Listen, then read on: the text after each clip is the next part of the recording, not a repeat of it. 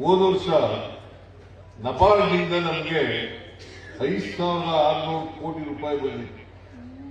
5,600 ಕೋಟಿ ಬಂದಿದೆ. ಈ ವರ್ಷ ಅದನ್ನ ಕಡಿಮೆ ಮಾಡಿಬಿಟ್ಟಿದ್ದಾರೆ. 2,340 ಕೋಟಿ ರೂಪಾಯಿ ಅಂದ್ರೆ ಶೇಕಡ 50% ಕಡಿಮೆ ಆಯಿತು. ಶೇಕಡ 50% ಕಡಿಮೆ ಆಯಿತು. 58% ಕಡಿಮೆ ಆಯಿತು. Sorry 58%. Thank you for the correction. 58% ಕಡಿಮೆ ಆಯಿತು. ಇದನ್ನ ಕೇಂದ್ರ ಸರ್ಕಾರ, ನಾನು ಅದಕ್ಕೆ ನರೇಂದ್ರ ಮೋದಿ ಅವರಿಗೆ ಮತ್ತೆ ನಿರ್ಮಲಾ ಸೀತಾರಾಮನ್ ಅವರಿಗೆ ಭೇಟಿ ಮಾಡಿ ಹೇಳಿದೆ, ನೋಡಪ್ಪ 58% ಕಡಿಮೆ ಮಾಡಿಬಿಟ್ಟಿದ್ದೀವಿ, ಕೊಡಿಸ್ಕೊಡಿ, RBIನವ್ರಿಗೆ ಹೇಳಿ, ನಬಾರ್ಡ್ನವ್ರಿಗೆ ಹೇಳಿ ಅಂತ ಹೇಳಿದೆ. ಅದೇನ್ ಮಾಡ್ತಾರೆ ಗೊತ್ತಿಲ್ಲ. ಕೃಷಿ ಸಚಿವರಿಗೆ ಇದೆ, ಸರ್ಕಾರ ಸಚಿವರಿಗೆ ಇದೆ. ಅದರಿಂದ ಕಡಿಮೆ ಮಾಡಿರೋದ್ರಿಂದ ರೈತರಿಗೆ ತೊಂದರೆ ಆಗುತ್ತೆ. ಇಂಥ ಕೋಆಪರೇಟಿವ್ ಸೊಸೈಟಿಗಳೆಲ್ಲ ಸಹಾಯ ಮಾಡ್ತಾ ಇದ್ದಾರೆ. ಈಗ ಇಲ್ಲಿ ಕ್ಯಾರ್ಪೇಟೆ ಕಸ್ಬಾ ಪತ್ತಿನ ಸಹಕಾರ ಸಂಘ ಮಾಡ್ತಾ ಇದೆ. ಎಷ್ಟು 10 ಕೋಟಿ ಕೊಡ್ತಾ ಇದ್ದೀವಿ.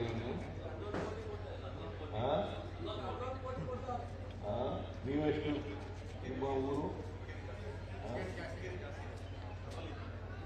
ಇದಕ್ಕಿಂತ ಡಬಲ್ ಇಲ್ಲ.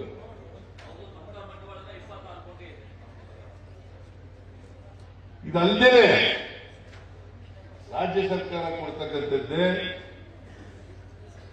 ಸುಮಾರು 27,000 ಕೋಟಿ. ಯಾಕಂದ್ರೆ ರೈತರಿಗೆ ಗೊಬ್ಬರ ಬೇಕು ಸಕಾಲದಲ್ಲಿ ವ್ಯವಸಾಯ ಮಾಡಕ್ಕೆ, ರೈತರಿಗೆ ಬೀಜ ಬೇಕು, ರೈತರಿಗೆ ಔಷಧಿ ಮಾಡಬೇಕು. ಈ ಸಲ ಅದೃಷ್ಟವಶಾತ್ ಒಳ್ಳೆ ಮಳೆಯಾಗಿದೆ. ನನಗೆ ಇಡೀ ರಾಜ್ಯದಲ್ಲಿ ಒಳ್ಳೆ ಮಳೆಯಾಗಿದೆ. ಕೆಲವು ಕಡೆ ಪ್ರವಾಹ ಬಂದಿರಬಹುದು, ಬಟ್ ಅದರಿಂದ ನಮಗೆ ರಸ್ತೆಗಳು ಕೂಡ ಕೆಟ್ಟೋಗಿದ್ದಾವೆ. ನನಗೆ ಈಗ ತಾನೇ ಮಂಜು ನಿಮ್ಮ ಮೇಲೆ ಒಂದು ಕೊಟ್ಟು ಎಲ್ಲ ಕೆರೆಗಳೆಲ್ಲ ಹೋಗ್ಬಿಟ್ಟಿದ್ದಾವೆ, ಬ್ರಿಡ್ಜ್ಗಳೆಲ್ಲ ಹೋಗ್ಬಿಟ್ಟಿದ್ದಾವೆ ಅಂತೆಲ್ಲ ಹೇಳಿದ್ರು. ಮತ್ತೆ ನಮ್ಮ ಚಂದ್ರಶೇಖರ್ ಕೂಡ ಹೇಳಿದ್ರು, ಹೋಗಿ ಮತ್ತೆ ದೇವರಾಜ್ ಕೂಡ ಹೇಳಿದ್ರು, ಬಹಳ ಜನ ಹೇಳಿದ್ರು.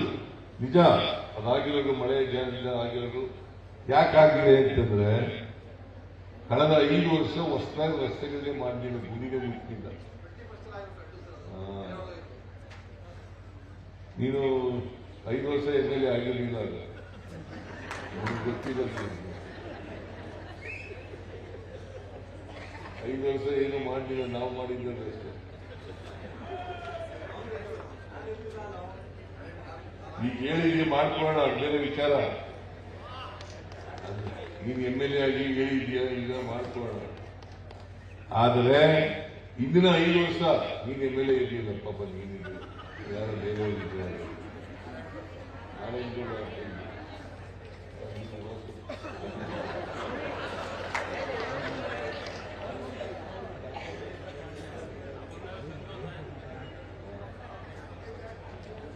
ಸ್ವಲ್ಪ ಆಗಾಕೆ ರಸ್ತೆಗಳೆಲ್ಲ ಎಷ್ಟು ಕೆರೆಗಳೆಲ್ಲ ಕಿತ್ತೋಗಿದಾವ. ನೀವೆಲ್ಲ ಮಾಡಿಸಿದ್ರೆ ನಮ್ಗೆ ಯಾಕೆ ಇವೆಲ್ಲ ತಾಪಸ್ತಾರೆ?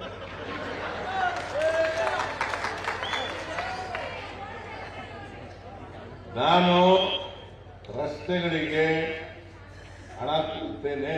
ಕೆರೆಗಳು ಬ್ರಿಡ್ಜ್ಗಳು ಏನು ಕಿತ್ತೋಗಿದ್ದಾರೆ ಅವೆಲ್ಲರೂ ಕೂಡ ರೆಸ್ಟೋರ್ ಮಾಡ್ತಕ್ಕಂಥ ಕೆಲಸವನ್ನು ಮಾಡ್ತೇವೆ. ಅನೇಕ ಮನವಿಗಳನ್ನು ಕೊಟ್ಟಿದ್ದಾರೆ. ಆ ಎಲ್ಲ ಮನವಿಗಳಿಗೂ ಕೂಡ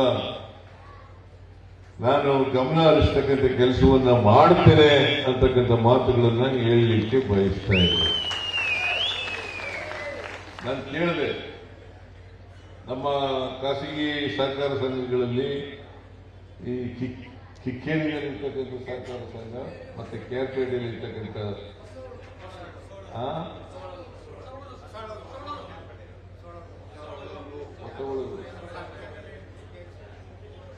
ಬಹಳ ಸಂತೋಷ. ಯಾಕಂತಂದ್ರೆ ಸೊಸೈಟಿಗಳು ಲಾಭ ಮಾಡ್ತವೆ, ಬಟ್ ಎಲ್ಲ ಪ್ರಾಮಾಣಿಕರಿರ್ಬೇಕು.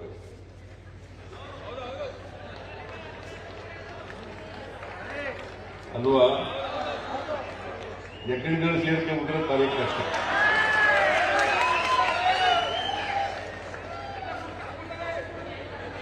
ನಾನು ಎಲ್ಲ ಸಹಕಾರಿಗಳನ್ನ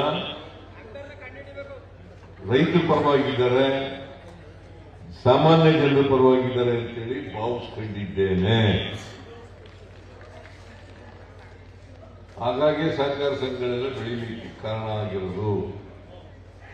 ಇವತ್ತು 6 ಉತ್ಪಾದಕ ಸಹಕಾರ ಸಂಘಗಳಿದಾವಲ್ಲ, ಕರ್ನಾಟಕ ಒಂದರಲ್ಲೇ ಪ್ರತಿ ದಿನ 1 ಕೋಟಿ ಲೀಟರ್ ಹಾಲು ಉತ್ಪಾದನೆ ಆಗ್ತದೆ. ಕರ್ನಾಟಕ ಒಂದರಲ್ಲೇ 1 ಕೋಟಿ ಲೀಟರ್ ಹಾಲು ಉತ್ಪಾದನೆ ಆಗಿದೆ. ನಾವು ಮಾರಾಟ ಮಾಡೋಕ್ಕಾಗದೆ ಡೆಲ್ಲಿಗೆ ಹೋಗಿ ಮಾರಾಟ ಮಾಡ್ತಾ ಇದ್ದೀವಿ. ಮಂಡ್ಯದ ಹಾಲನ್ನ ಡೆಲ್ಲಿನಲ್ಲಿ ಮಾರಾಟ ಮಾಡಬೇಕು ಅಂತ ಮಾಡ್ತಾ ಇದ್ದೀವಿ. ಹೋಗಿ ನಾನು ರಾಜಣ್ಣ ಬರಲಿಲ್ಲ ನಾನು ಕಾಣಿಸುತ್ತೆ, ಸ್ವಾಮಿ ನಾನು ಎಲ್ಲ ಹೋಗಿದ್ದು ಡೆಲ್ಲಿನಲ್ಲಿ ಮಾರಾಟ ಮಾಡಲಿಕ್ಕೆ. ಅಲ್ಲಿ ಹಾಲಿನ ಉತ್ಪನ್ನಗಳು ಮತ್ತು ಹಾಲನ್ನು ಮಾರಾಟ ಮಾಡಬೇಕು ಅಂತೇಳಿ ಅಲ್ಲಿ ಹೋಗಿದ್ದು. ಯಾಕಂತಂದ್ರೆ ಅಲ್ಲಿ ಬೇಡಿಕೆ ಇದೆ. ಕರ್ನಾಟಕ ಹಾಲು ಉತ್ಪಾದಕರ ಮಹಾಮಂಡಳಿ ಎಲ್ಲ ಸೊಸೈಟಿಗಳ ಮೂಲಕ ಹಾಲು ಶೇಖರಣೆ ಮಾಡಿ ಡೆಲ್ಲಿಗೆ ಕಳಿಸಿ ಡೆಲ್ಲಿಗೆ ಮಾರಾಟ ಮಾಡ್ತಕ್ಕಂಥದ್ದು, ಇಲ್ಲಿ ಹಾಲು ಉತ್ಪಾದನೆ ಮಾಡಿ ಮಾರುಕಟ್ಟೆ ಮಾಡ್ತಕ್ಕಂಥದ್ದು, ಇದೆಲ್ಲ ಮಾಡೋದನ್ನೆಲ್ಲ ಕೋಆಪರೇಟಿವ್ ಮೂವ್ಮೆಂಟ್ ಇಂದ ಮಾಡ್ತಕ್ಕಂಥದ್ದು. ಹಾಲು ಉತ್ಪಾದಕರ ಸಹಕಾರ ಸಂಘಗಳು ಅಂತ ಮಾಡ್ತೀವಿ, ಆಮೇಲೆ ಮಿಲ್ಕ್ ಯೂನಿಯನ್ಗಳು ಮಾಡ್ತೀವಿ, ಆಮೇಲೆ ಮಹಾಮಂಡಲ ಇದೆ. 3 ಹಂತಗಳಲ್ಲಿ ಇದ್ದಾವೆ ಹಾಲು. ನಾನು ಇದಕ್ಕೆ ಹಾಲು ಉತ್ಪಾದಕರಿಗೆ 1 ಲೀಟರ್ಗೆ 5 ರೂಪಾಯಿ ಪ್ರೋತ್ಸಾಹ ಧನವನ್ನು ಕೊಡ್ಲಿಕ್ಕೆ ನಾನು ತೀರ್ಮಾನ ಮಾಡಿದ್ದು. 1 ಲೀಟರ್ ಹಾಲಿಗೆ 5 ರೂಪಾಯಿ. 1 ಕೋಟಿಗೆ ಎಷ್ಟಾಯ್ತು? 5 ಕೋಟಿ ರೂಪಾಯಿಯನ್ನ ಪ್ರತಿ ದಿನ ಹಾಲು ಉತ್ಪಾದಕರಿಗೆ ಕೊಡ್ತಾರೆ. ಹಾಲು ಉತ್ಪಾದಕರಿಗೆ ಪ್ರತಿ ದಿನ ಕೊಡ್ತಾ ಇದ್ದೀವಿ. ಆಮೇಲೆ ರೈತರಿಗೆ ಸಾಲ ಕೊಡ್ತೀವಲ್ಲ ನಾವು, 5 ಲಕ್ಷದವರೆಗೆ ನೋ ಇಂಟ್ರೆಸ್ಟ್. ಅದು ಎಂಥದ್ದು ಅಲ್ಪಾವಧಿ ಸಾಲಕ್ಕೆ ನೋ ಇಂಟ್ರೆಸ್ಟ್. 5ರಿಂದ ಮಧ್ಯಮಾವಧಿ ಸಾಲಕ್ಕೆ 3% ಇಂಟ್ರೆಸ್ಟ್ 15 ಲಕ್ಷದವರೆಗೆ.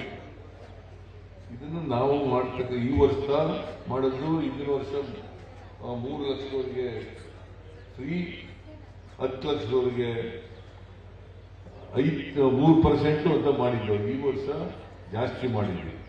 ಆದರೆ ಅದಕ್ಕೆ ಕೇಂದ್ರ ಸರ್ಕಾರಕ್ಕೆ ಒತ್ತಾಯ ಮಾಡ್ತೀನಿ.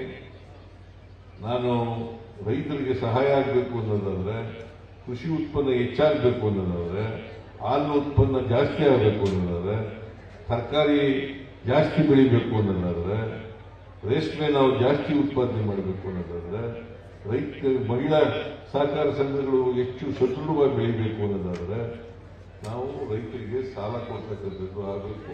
ಕಡಿಮೆ ಬಡ್ಡಿ ದರದಲ್ಲಿ ರೈತರಿಗೆ ಸಾಲ ಸಿಗ್ತಕ್ಕಂಥದ್ದು ಆಗಬೇಕು. ಅದಾದಾಗ ಮಾತ್ರ ನಾವು ರೈತರು ಬೆಳೆದಿರ್ತಕ್ಕಂಥ ಉತ್ಪನ್ನಗಳನ್ನು ಹೆಚ್ಚು ಮಾಡಲಿಕ್ಕೆ ಸಾಧ್ಯ ಆಗ್ತದೆ.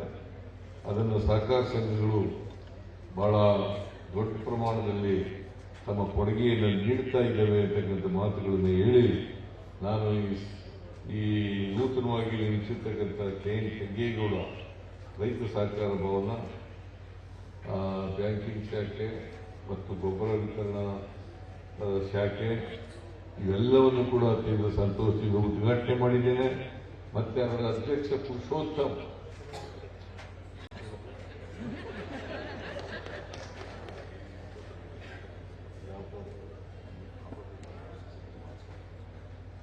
ಈಗ ನೋಡ್ತೀನಿ ನಾನು, ಯಾಕೆಂದ್ರೆ ಭರವಸೆ ಕೊಟ್ಬಿಟ್ಟು ಮೇಲೆ ಮಾಡಬೇಕಲ್ಲ. ಚೆಲುವರಾಯ ಸ್ವಾಮಿ ನೋಡಿದ್ದೀನಿ, ಮಾತಾಡ್ತೀನಿ ಚೆಲುವರಾಯ ಸ್ವಾಮಿ ಜೊತೆ, ರಾಘಣ್ಣನ ಜೊತೆ ಮಾತಾಡ್ತೀನಿ ಅದನ್ನ ಅವ್ರಿಗೆ ಮತ್ತು ಎಲ್ಲ ನಿರ್ದೇಶಕರಿಗೆ, ಸೊಸೈಟಿ ನಿರ್ದೇಶಕರಿಗೆ ಧನ್ಯವಾದಗಳನ್ನು ಹೇಳಿ ನನ್ನ ಮಾತನ್ನು ಮುಗಿಸ್ತೇನೆ. ನಿಮ್ಗೆಲ್ಲರಿಗೂ ಶುಭವಾಗಲಿ.